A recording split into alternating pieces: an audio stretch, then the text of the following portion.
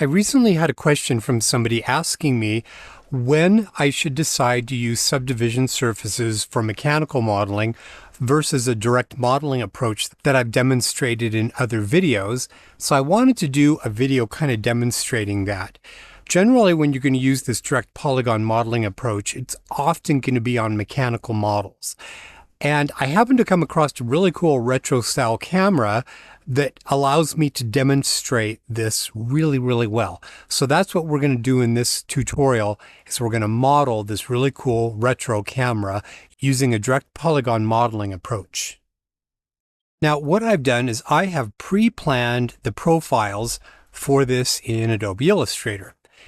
And this is just such a great starting point, I find, to set up profiles that you can reuse both for modeling and for reference purposes in Blender.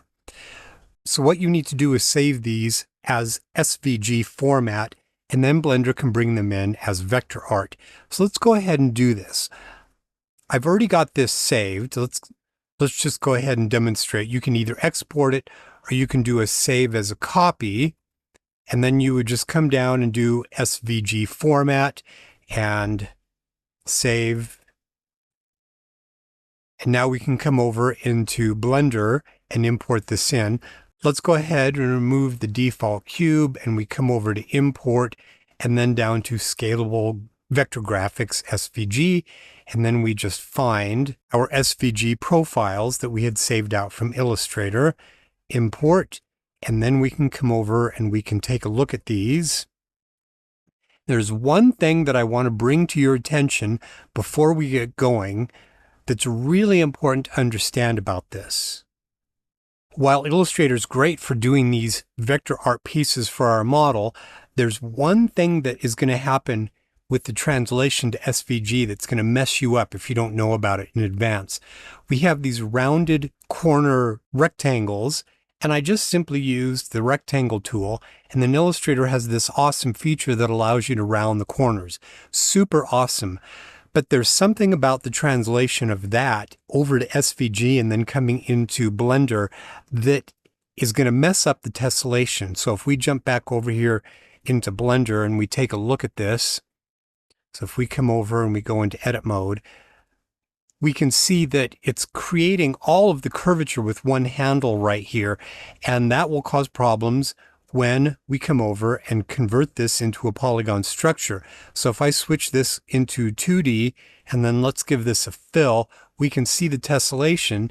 And one of the things you'll notice is that the tessellation is larger and chunkier down here, and the tessellation progressively gets smaller and smaller to this point. And this is not going to be ideal. This is actually going to cause some problems for us. So this is one thing to be aware of. So let's do this. Let's come back over into Illustrator. And how do you fix that? Well, the only way I have found to fix that is to take these objects and you come up to object and then down to path and then add anchor point. And when you do that, it adds an anchor point and it removes that procedural rounding effect. However, exporting this will now come in properly into Blender.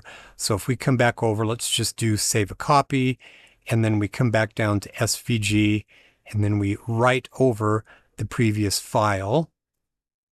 Let's just come back over into Blender and re-import this. So I'm just going to come up here and delete hierarchy, and we will just re-import our SVG file. So I know this is a pain, but I wanted to show you that in advance. So when we come back down here now, let's come in, go into edit mode, select everything. You can see now that we have proper handles, and this is going to cause a proper distribution of tessellation. If we reset that to 6 segments, then you can see that we have a much better distribution. We're not concerned about the tessellation into polygons. It's only the distribution of these edges that you really want to be careful of. And this configuration produces a proper distribution of those edges. So now that that's done, we are ready to begin the modeling process now that we have all the preparation work done. Let's go ahead and set this up. We're looking top down, and I want to rotate this, and I want to take just all of our objects. Right now, the 3D cursor is at the world origin. Period key, let's make sure our transform is at that 3D cursor location. Press R, X, and then 90 to rotate that up. Okay, now for the top, just so that it's like sitting on a ground plane, it's oriented with an up vector along the y-axis. Let's take these parts right here and let's rotate these. I want to come over and do a set origin to geometry, so it moves those origin points right back there. Holding the shift key, I'm going to select this main part so that we have it as the active element. Period key, we come over to active element for our pivot location, which we can see right there.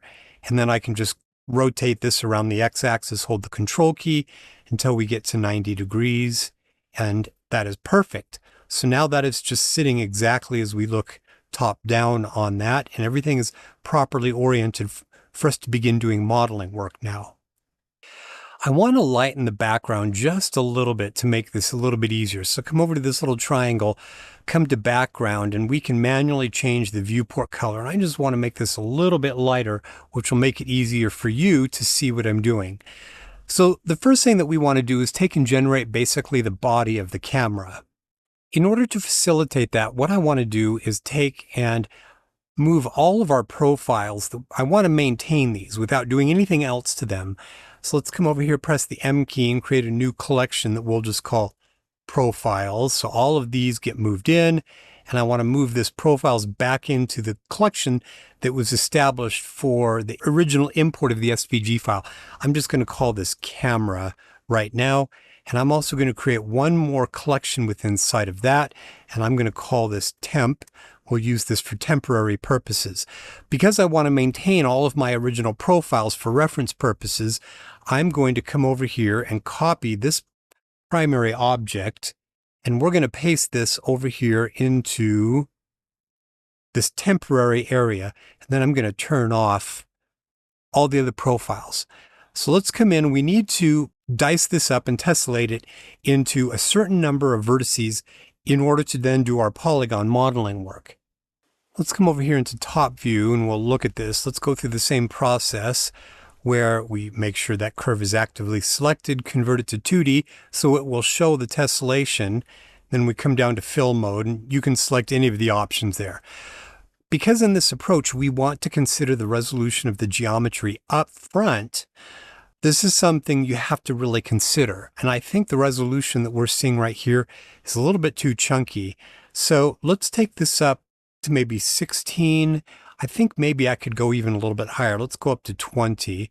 And I think 20 is probably sufficient. There's a point of diminishing returns as you continue to increase the density of the resolution for what we're doing in this model. And I think 20 is a good number. So let's take this back into 3D mode. And then we'll just convert this into polygon mesh. And now we are ready to begin generating an actual 3D object from it. So we're going to turn our profiles back on. Let's come over into front and we'll move this down. And let's move it down so it aligns basically with this lower level of the top right there. Edit mode, tab key. Now let's take a look at this before we can do anything else.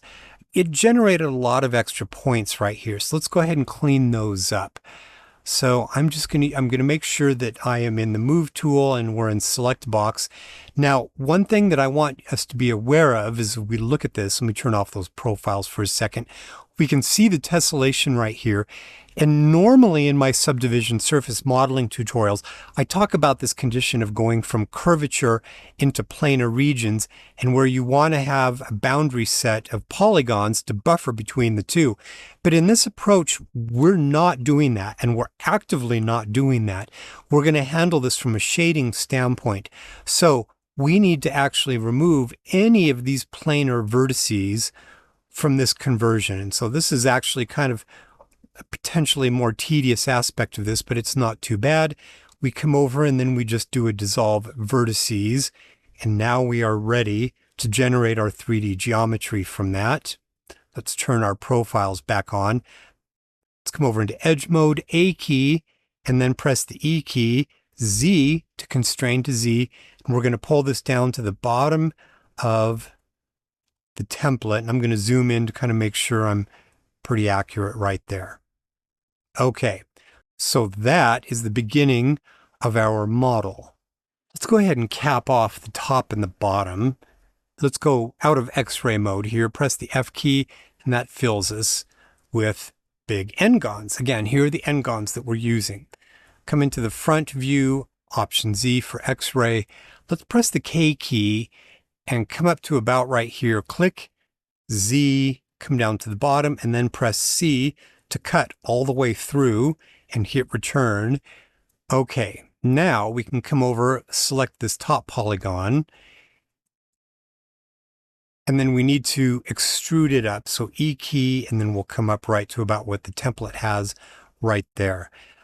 Edge mode, let's double click this loop. Now, if we look at this, you can see that it's basically kind of intersecting with a feature right here, and I don't want that to happen.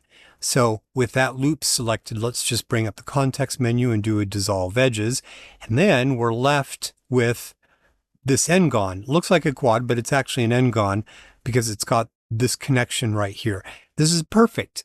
This is really easy about this approach, is the way that we're able to use ngons. Let's come into the front view. We've got another feature in the middle. So there's this sort of leather band in the middle. Let's go ahead and create polygons for that. So let's press the K key and click about here, X for constraint, and then C key, click and return. And then let's just do this again. K key, come down here, X and C and return. And then I want to just double check to make sure I'm pretty close to my template. There we go. That works pretty well. And then we'll move that up to about there. Okay.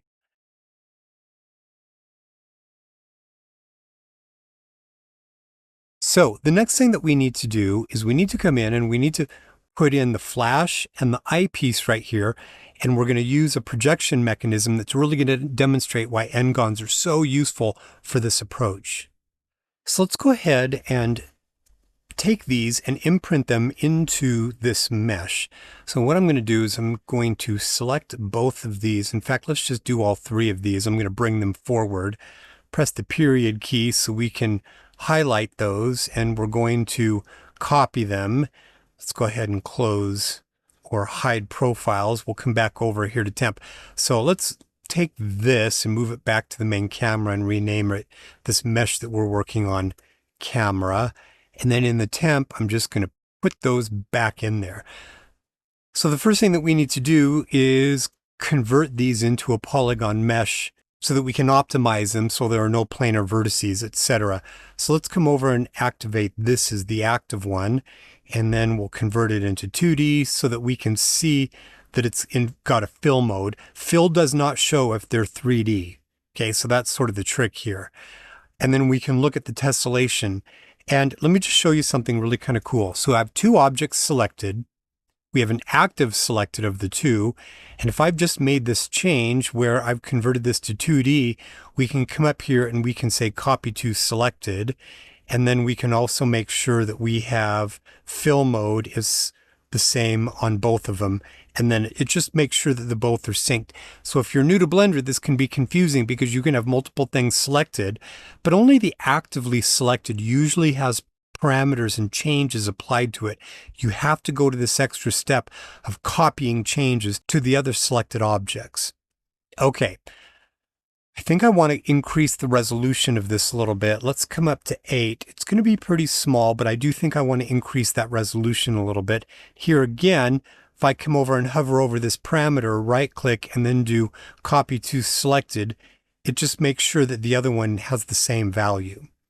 Okay, so now that we've gotten those set up, let's make sure we're in 3D. And again, you got to do this copy to selected, which can be a little bit annoying. And then we're going to convert these specifically to a polygon mesh format. Now what we can do is with both of those selected, press the tab key, and we can come in and edit both of these at the same time. Here again, we want to make sure that we are removing any of these planar vertices. So we don't have any of that causing problems in our workflow. So let's just do dissolve vertices, and we need to do the same thing over here. I don't know of a way of preventing that from happening.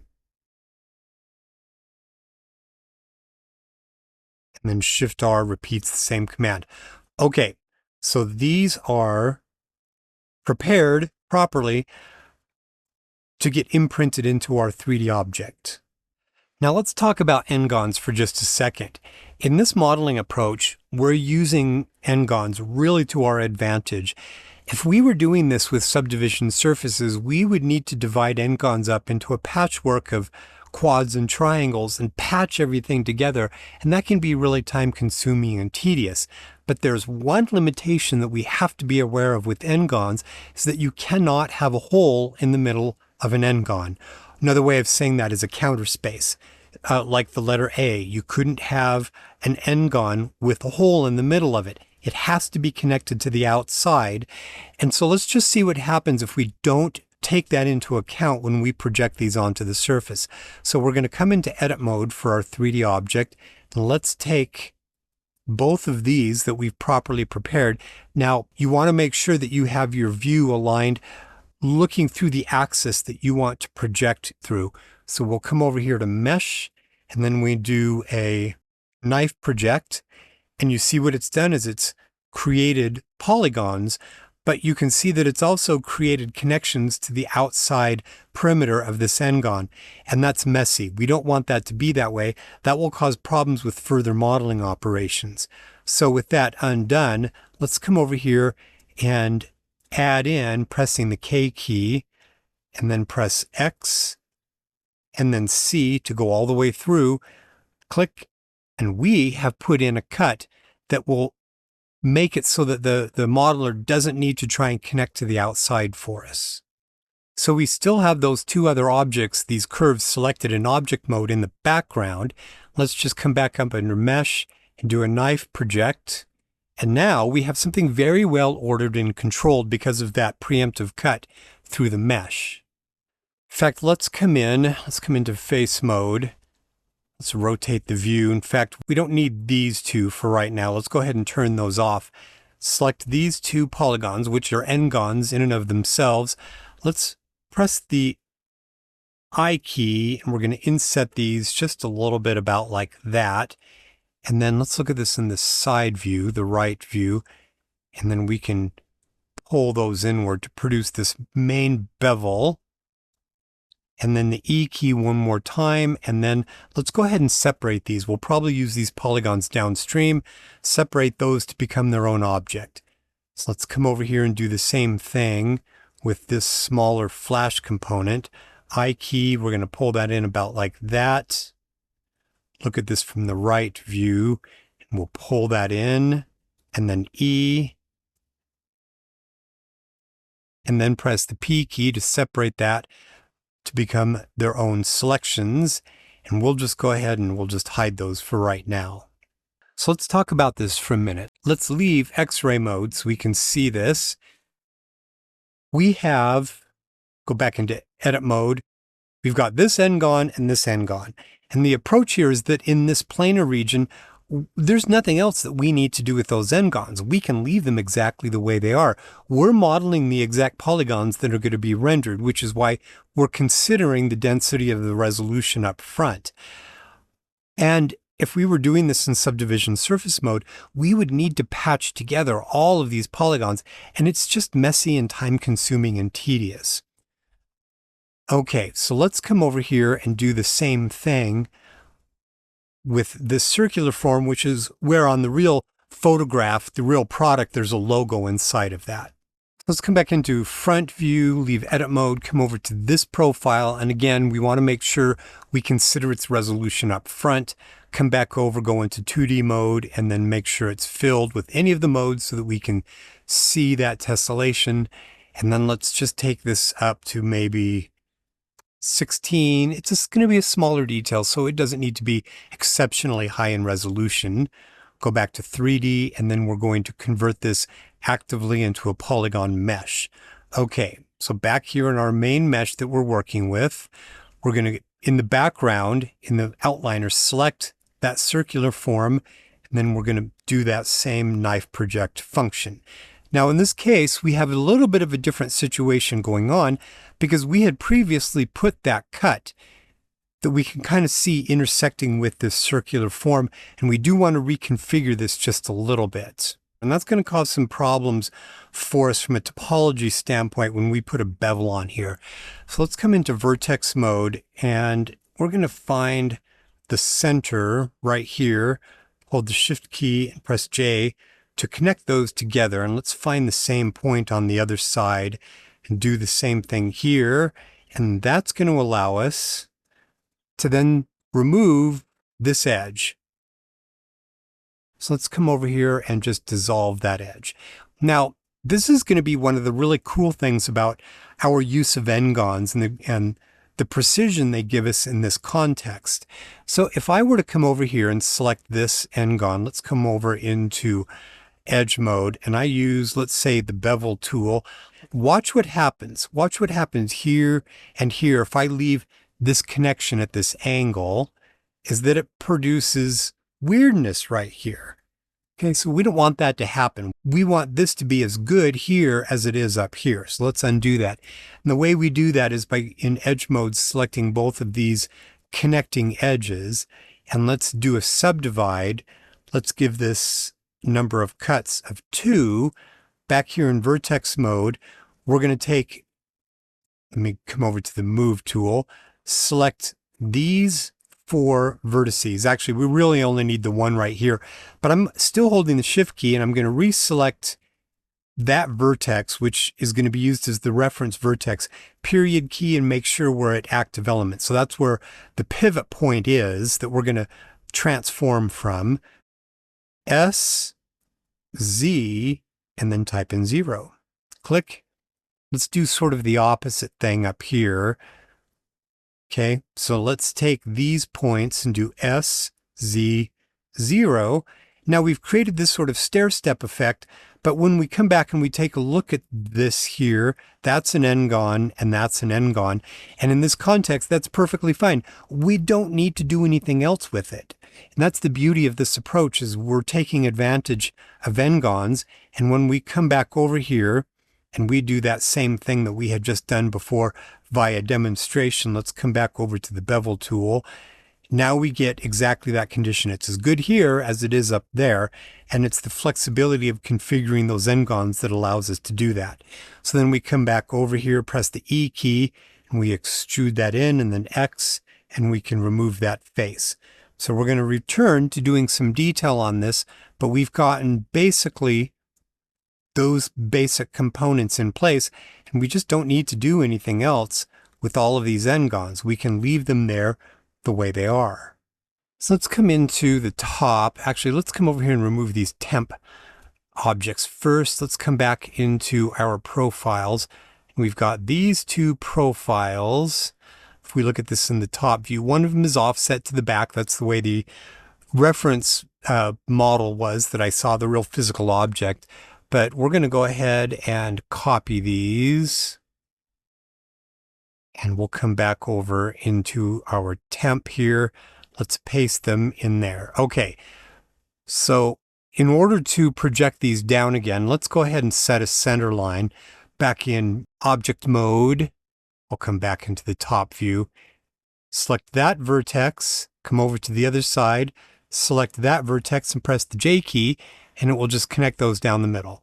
Okay, so that's super awesome. We needed to do that again because if we're going to cut a hole in the middle here, we have to have that pathway that goes through the cutting object.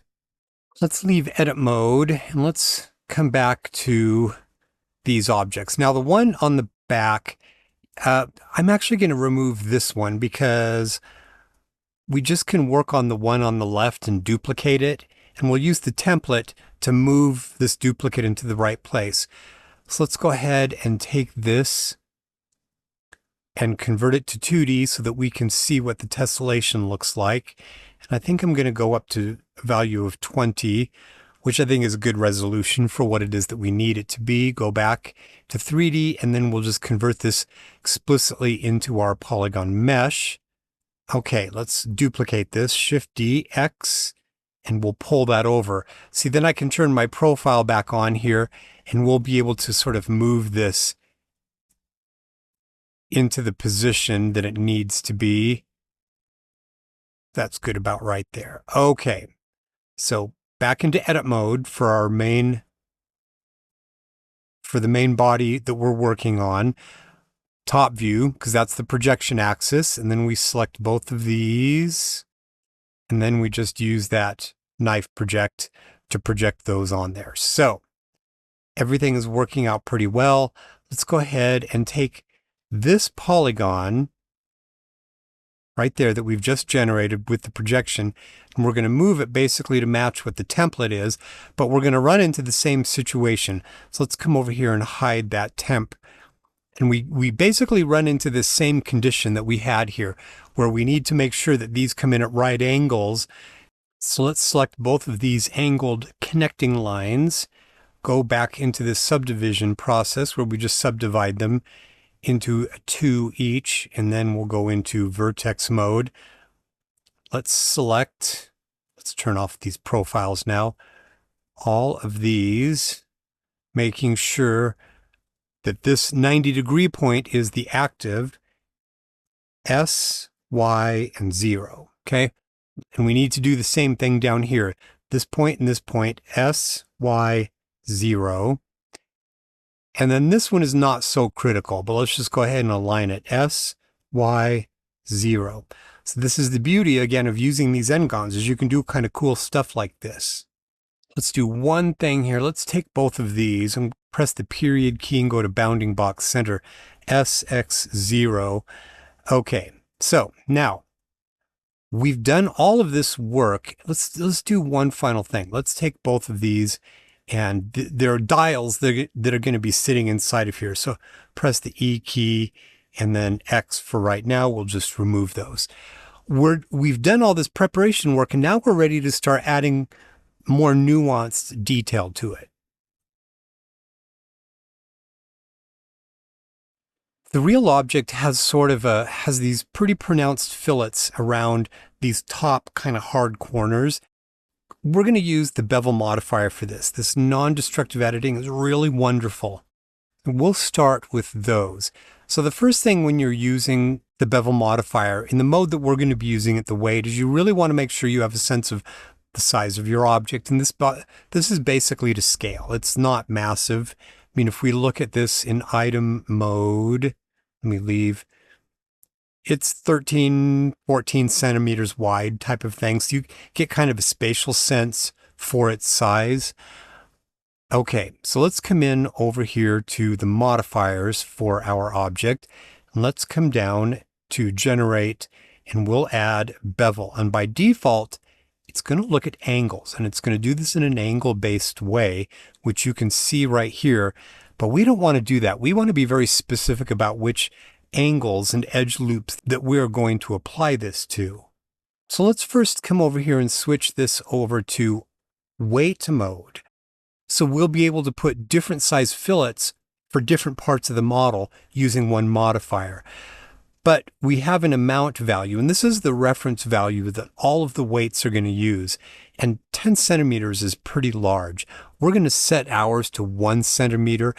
Think of that as being the maximum fillet that you potentially could use on your model. Now, the next thing that's super, super, super critically important, this will mess you up if you don't know about this. Come down under geometry and turn off clamp overlap. It's designed to try and prevent you from doing geometrically implausible things, but it also will cause really weird behavior, and I just turn it off. Let's go ahead now and select the edges, these 90-degree edges, going all the way around like that. And then let's select the bottom, because we're going to apply the same value around there. I missed one right there. Okay, so now we can come over and let's give this a mean bevel weight of 0.15. That means it's about 15% of the size of that we have specified right here has been 1 centimeter. So type in 0.15, and I think that's pretty good. But now we want to increase the number of segments. And again, we want to set it a little bit on the higher side because these are going to be the polygons that are used to render. Now, if we take a look at this corner is not super optimal.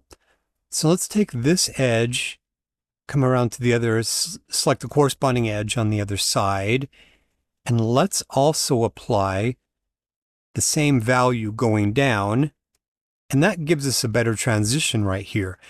These are all going to be planar, so nothing's going to show up, right? I mean, if I come over here and turn on shading, they're all planar, so they're great just being where they are. The shape itself is a little bit wonky, so let's do this. Let's come back into the front view, go into X-ray, and I'm going to marquee select around this loop that goes all the way around like that, and then press the G key and then X, and I'm going to move that. Do you see how that kind of reshapes that transition? Gives us a little bit of a better transition, G, X, where it was, and coming in like that. So I think that works pretty well. Now let's go ahead and add these to our other detail areas. So we have the viewer, and then we have the flash. So we got to make sure and select both of those. So this is where the non-destructive editing gets really awesome.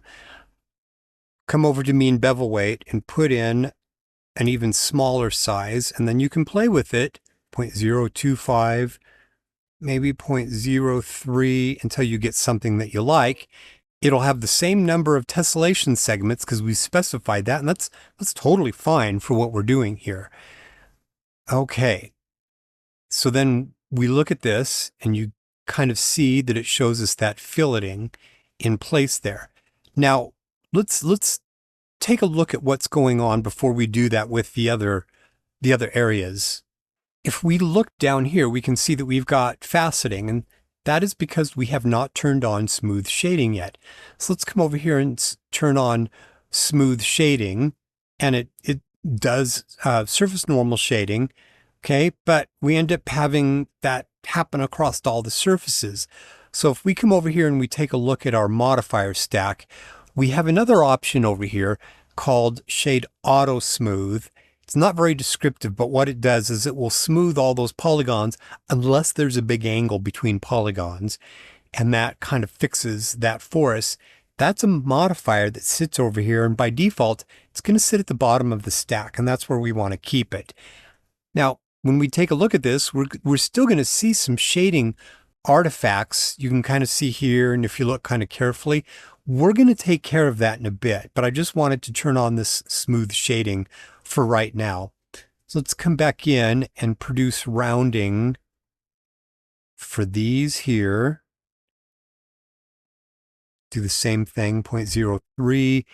And I actually kind of like to have wireframe on. It kind of gives me a sense. I think that works pretty well about right there.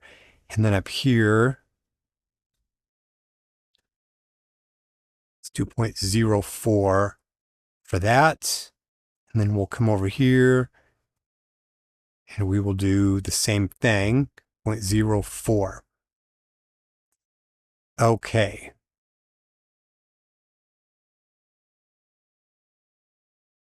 So let's take a look at this back in shading mode again. We're going to leave edit mode. And so we can see that, you know, there's some shading stuff going on here. But before we tackle that, I want to come back down and just sort of focus on the rounding that we see right here. And we're going to focus on, look at it down here. In particular, you can see it here and you can see it here. So it seems a little flat, but the profile that it's rounding is actually a circular profile. It's a good default. And we can modify it to give us slightly better shading though.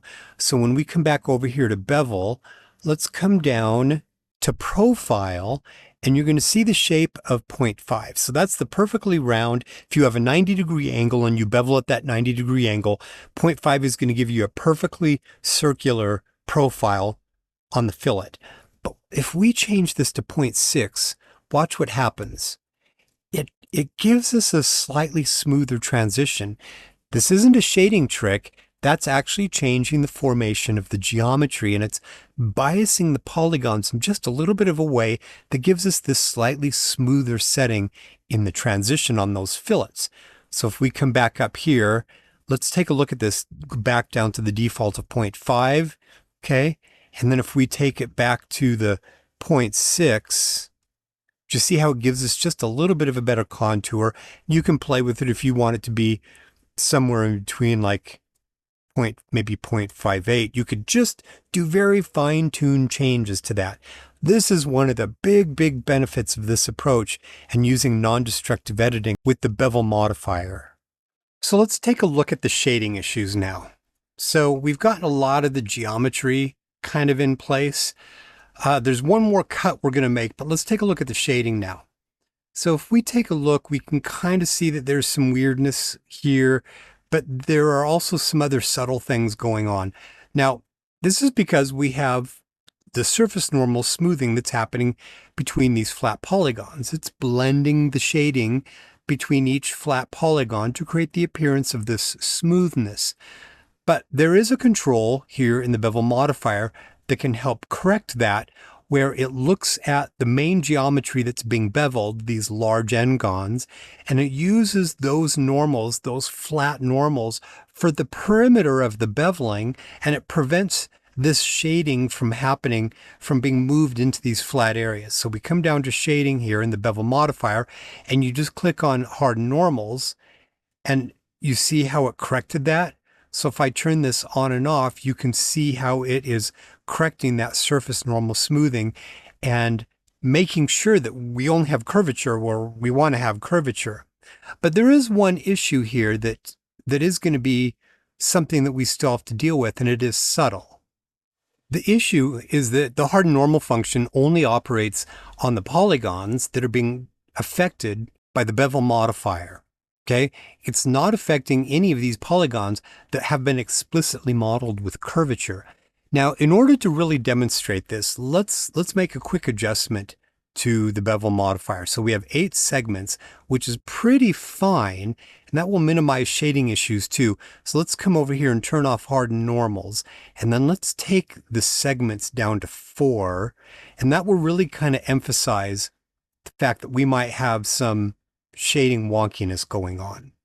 So let's come over to, and let's actually come down to the bottom here, and we're going to actually completely remove this shade auto smooth function. We don't need it anymore because we have bevels across every large angle. And all we need in this particular case is the basic shade smooth function at this point.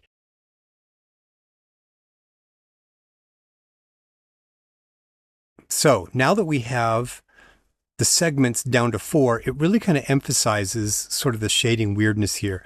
And this is where we can come over and use another modifier that's super awesome called, under normals, called the weighted normal modifier. And watch what happens when I assign it. It just cleaned everything up. So what is it doing? Its default values work really well, by the way. And it just looks at large polygons. And in our case, it's looking at these large ngons that we've got going, noting their large surface area relative to the small polygons of the fillets and of these over here. And it says, you probably want those areas to be flat. And so we're going to take the normals from these faces and we're going to impose them at the corners of these neighboring smaller polygons. So there's not going to be blending into the triangles that are calculated at render time. It's going to impose flat normals for these as opposed to blended normals. And that prevents shading from going into those large flat areas. So if we come over here and we turn off the weighted normals, you can see the effect that it has on the surface is just make sure that the flat areas remain flat. So we're taking advantage of the fact that we have these large ngons right here, and weighted normals on this mechanical type of body completely makes it work. So anyway, That's the end of part one. Part two, we're going to actually take a look at doing some of these operations here on the side where there's curvature, because that adds a little bit of extra complexity. So stay tuned for part two.